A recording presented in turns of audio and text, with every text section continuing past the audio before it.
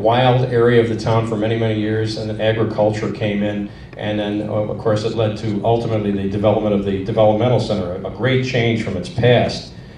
Of course, you can't talk about any area around here, particularly West Seneca, without talking about the Native American presence. The very earliest Indians in this region, including the region where the developmental center is, were the Wenros, or mound builders. Now we're talking about a people that went back thousands of years. Not just 50 or 100 years, thousands of years. We found artifacts around the creek area and even on the higher areas that date back. We just had one dated at our museum to 8000 BC. So we're talking about a long history of this parcel of property. The Wenros were known as mound builders because they left these curious mounds in their settlements which were filled with artifacts. And there is some evidence that one of these mounds exists on the state property down below in the flatlands along the creek. We're not exactly sure where, but there are some records that indicate that at one point there was a mound found there left by the Wenro Indians. After the Wenros left, there were some other tribes that were temporarily in and out of town. The Neutral or Neuter Indians was a tribe that came through, the Eries, but the most predominant one, the one that actually we have our name after, are the Seneca Indians. This is a depiction of an early Seneca Indian from, we're talking maybe 1600s. And they lived in our town because this region was very desirable to live in. It was well forested, there were lots of game, fish with all of the creeks, and the area of the developmental center was no exception. It was well wooded, there was the Casanova Creek right there, and so although we can't find any evidence of their homes in this region, the traditional Iroquois or Seneca longhouses, we have no reason to doubt that they didn't use this area as a hunting and fishing ground. Now here you see a map from 1820 of the Buffalo Creek Reservation, which included West Seneca. West Seneca was right in the middle of it. If you can see here the outline, this is by the Holland Land Company, by the way, from 1820s. And West Seneca is right in the middle here. So this was a very large reservation, almost 8,000 acres.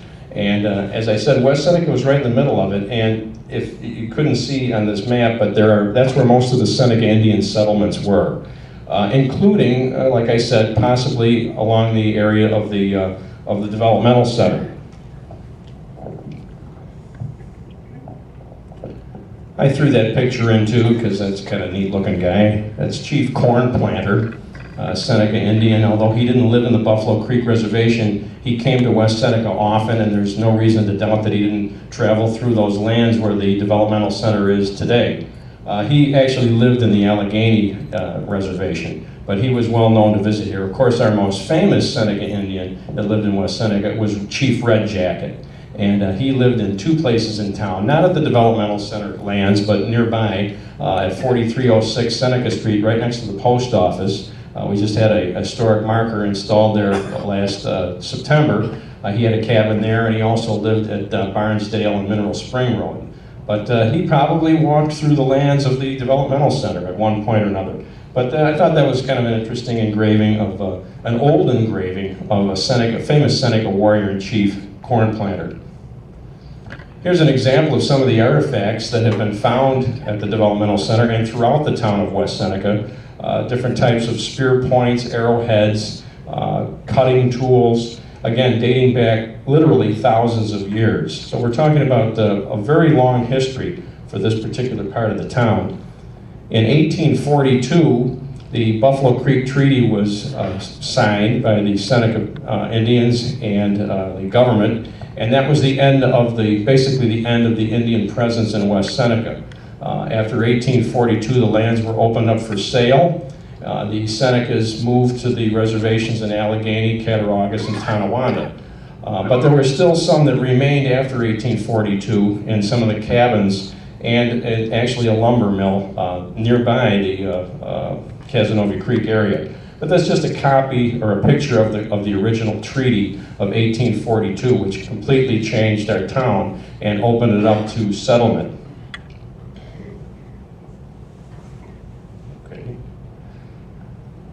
The Ebenezer Society, the Ebenezer community, or the Community of True Inspiration, de Gemeinden der wahren Inspiration. This was a German religious sect that was persecuted in Germany due to their religious beliefs. They didn't want to serve in the military. They had almost a communist way of living, not in the religious part of it, but as far as communally owned property. And after the Treaty of 1842, these were the first substantial group of Europeans to move into West Seneca.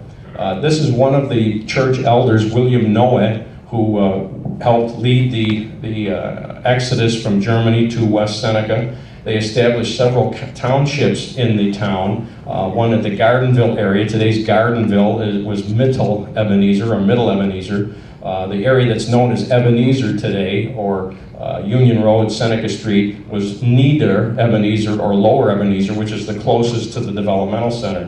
And then there's also a region called Ober, or Upper Ebenezer, which is today's Blossom Transit Road, Blossom Road, partially in Elma. But the Ebenezers lived here for about 20 years, from the 1840s to the 1860s. And according to our records, they did use the land of the developmental center for lumbering and also probably for fishing. Casanova Creek was also dammed downstream from the developmental center where the grist mill existed. Unfortunately, that's an old tin type, so it's hard to see with this light, but it's a picture of the grist mill that existed downstream from the developmental center on Casanova Creek by the Ebenezer Society. They left in the 1860s due to crowding. They had about 2,000 people here at the time, and for their agricultural way of life. Now again, I said communist because everything was communally owned. Even the homes were owned by the community. The church elders told you where to live, how to work. Dining was done communally. There were no kitchens in the homes. It was communal kitchens. And due to the close proximity of Buffalo, especially since the Erie Canal was finished before they got here in the 1820s, with all the sinful activities that were going down in the canal zone, the Ebenezer Society thought it was time to go someplace else. There was just too much temptation. So in the 1860s, they left West Seneca and they moved out to Amana, Iowa, where their descendants still live to this day. This is a map of West Seneca right after the Ebenezers left, 1866. And a couple things I'll point out here for you. I have a close-up of the property in question, which is this area right here. Okay, there you can see Casanova Creek. There's East and West Road. And the close-up I'll show you shows the farms that existed here at that time. Here's Middle Ebenezer, or Gardenville, Lower Ebenezer, which was the closest to the developmental center property. And even though the village itself didn't extend that far, again, we have records that show that they did use this area for lumbering primarily, to gather wood and to float it down Casanova Creek. Just as a side note, this area over here is current-day Lackawanna.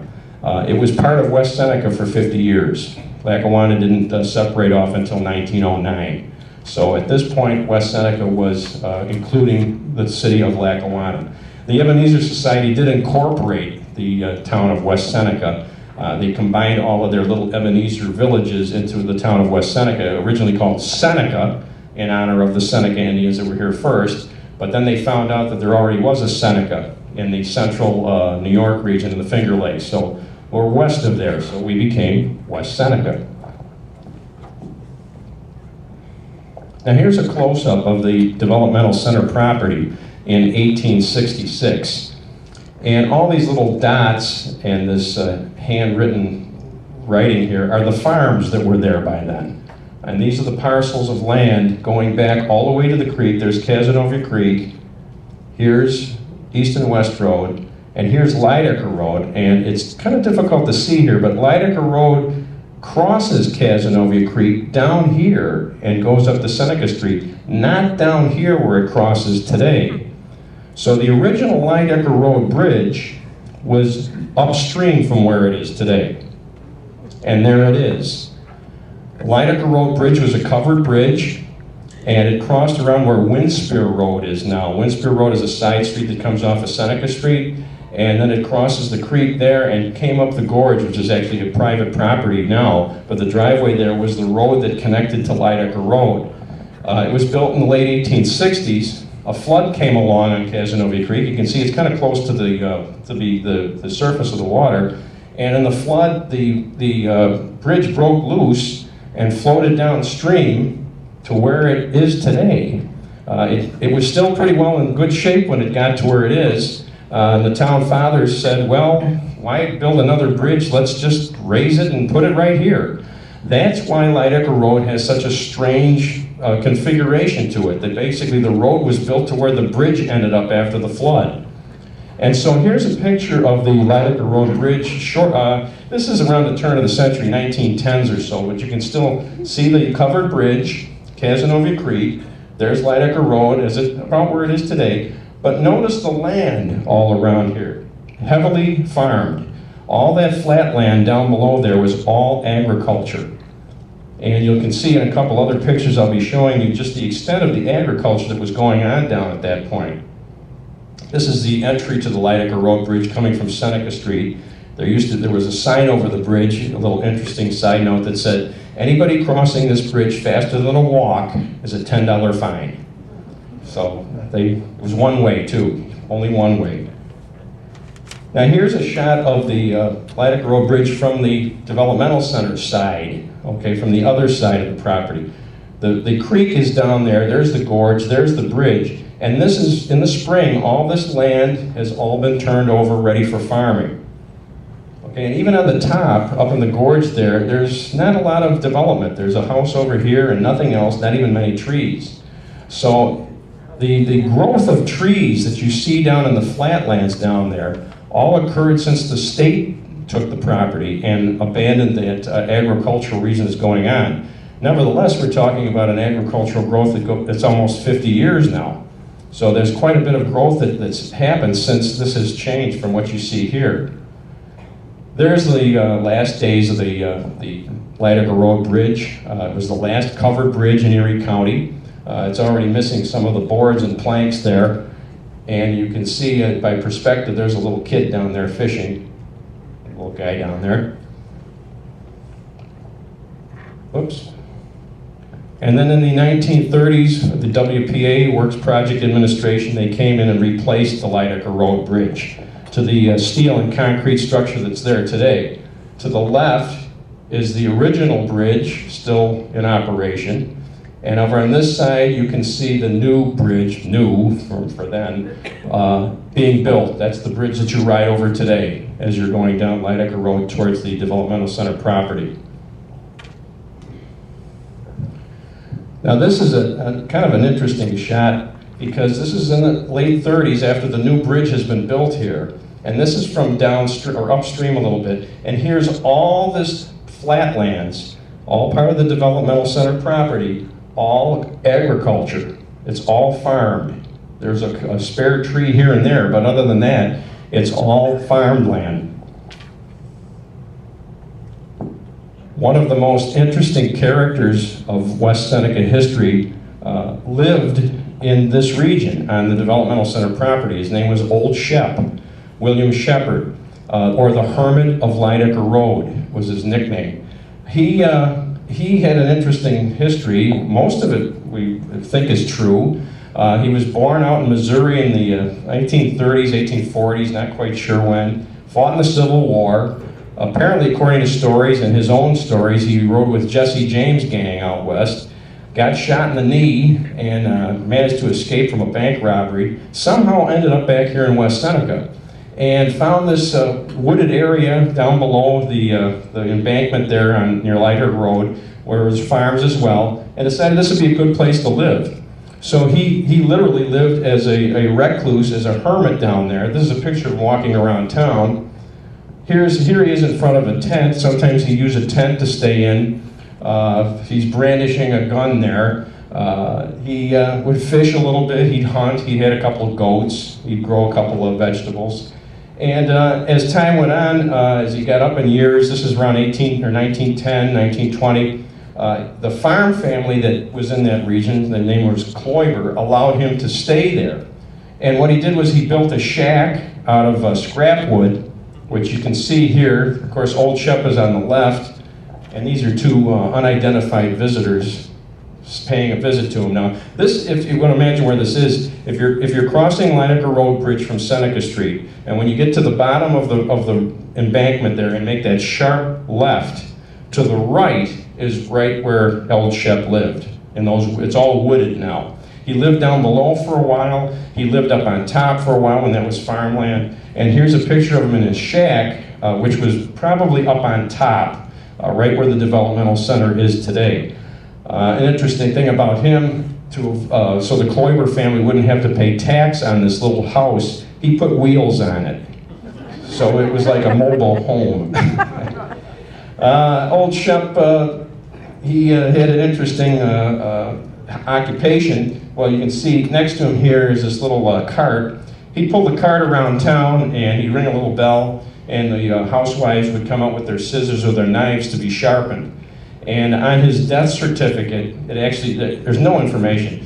Next of kin unknown, parents unknown, age unknown, but his occupation is scissors sharpener. You know, and that was what he did, pick up a couple of bucks.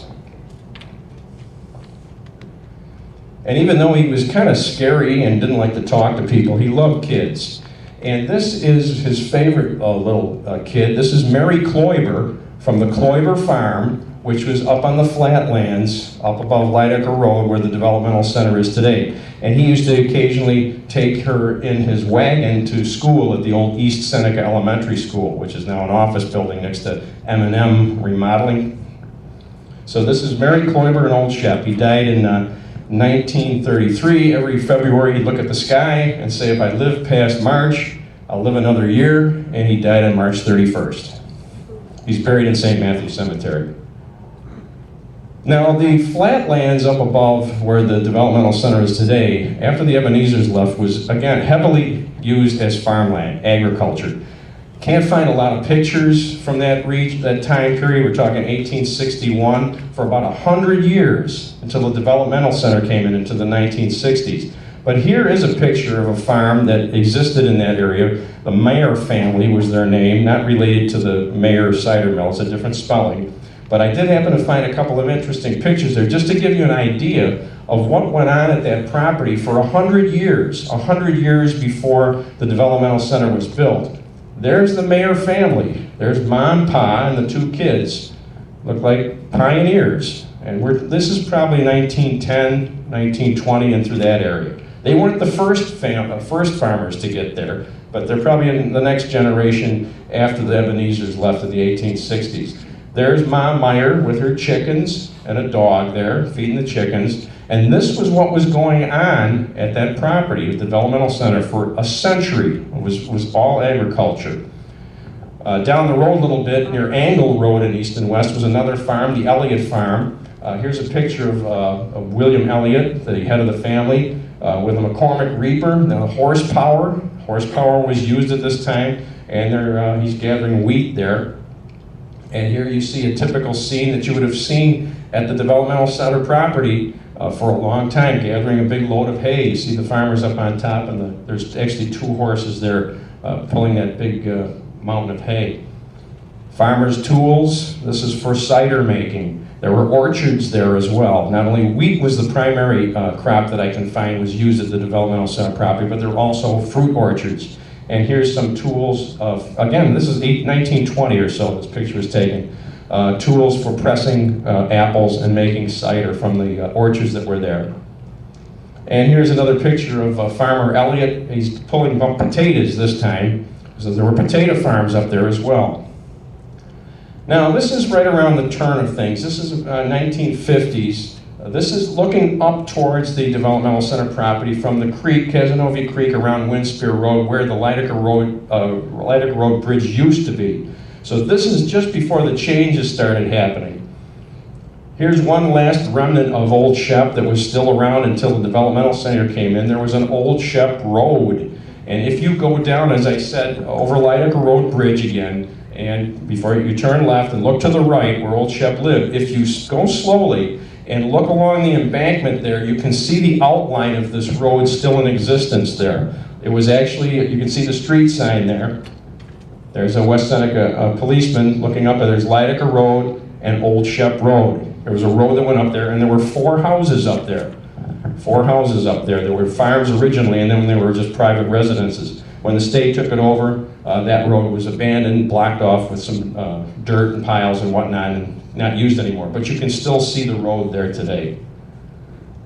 Then, of course, things had to change before the developmental center came in. Infrastructure, tremendous changes from a very agricultural, rural region to a true suburban community. Got to start putting sewers in, power lines. This is East and West Road, around Angle Road. Again, right around 1960 or so, when these changes started happening. The developmental center started in the early 60s, I believe around 1961 or so, the construction began. Here's the hospital framework going up. It started during the governorship of Averill Harriman and finished during Nelson Rockefeller, the governor of New York at that time. Here's an aerial view of the developmental center, just almost completed. There's the power plant, maintenance buildings, an access road, and they're still working down here at the access road with East and West. So this is still under construction at this particular time in the 1960s. Another aerial view. Here's the hospital complete now. Here's the campus, the various dormitories, resident halls, all interconnected. Cazenovia Creek would be over here, where old Shep lived would be down here or so a little bit. Okay, so to give you some perspective, Cazenovia Creek's here, Lydecker Road would be over here. The blizzard of '77, I just decided to put that in there. It was part of our history too, but this just happens to show one of the residence halls at the developmental center with a drift almost up to the roof there. So that was not that, well, quite a few years ago, but we just passed the date for that, I believe, or that's coming up. The 27th, I think, was when that was, in January. And here is one of the last remaining barns that were from the farms that were around the property just before it was demolished. This is Lydecker Road. This elevated area back here is the excavation and elevation going on for the developmental center. And here's a barn from one of the farms that used to work the land in the flats down below by Cazenovia Creek, just before it's destroyed. Again, the light is not good, but at this point it's pretty deteriorated and covered with vines. And shortly after this picture was taken, it was demolished. I believe one of the last barns and last evidence of the hundreds of years of agriculture that had been going on in that property. And so I conclude with a picture of Mrs. Meyer's cow Betsy looking at us saying, what's next? What's next for this region? What's next for this interesting little corner of West Seneca known as Back of the Moon? Indian land, Ebenezer lumber area, timberland, agricultural farm for 100 years, and for the last 50 years as a very unique institution to assist handicapped folks. So I thank you for this opportunity to give you a little background of the land of the developmental center.